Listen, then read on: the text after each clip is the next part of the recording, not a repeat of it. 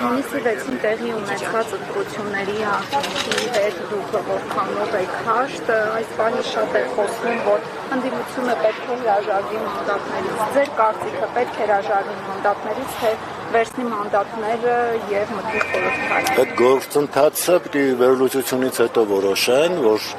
վերցնելու դեպքում ինչ ենք ստանում, չվերցնելու դեպքում ինչ,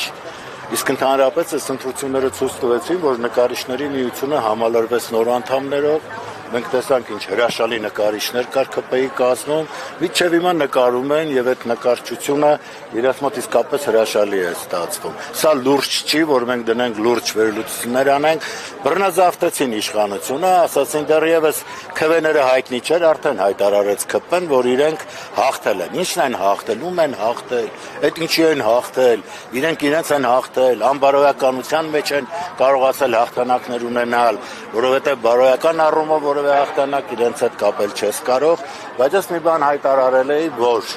եթե նրանք գնում էին ընտրության ունենալով Բագրատ Սրբազանի նման հոգևորական, արժանապատիվ հայ, ազնվազարդ հայ, կալանքի տակ, դա ընտրություն համարել չէր կարելի։ Նրանք առաջինը պիտի կարողանային մոտենալ ազատագրել այս հային եւ հետո նոր գնային, հետո հակառակ դեպքում իրենց ինչի չպիտի կալանավորի, որ եթե կարում է Բագրատ Սրբազանի նման նվիրական հային, ով իր ամբողջ կյանքը նվիրել է իր ազգին, իր ժողովրդին, կալանավորի, ուրեմն արդեն այստեղ հայերը չեն գործում, այստեղ հայկական իշխանություն գոյություն չունի եւ մենք իզուր մեծ հույսեր ենք տալիս, թե հայերն են իշխանական աթոռներին, նման բան գոյություն չունի։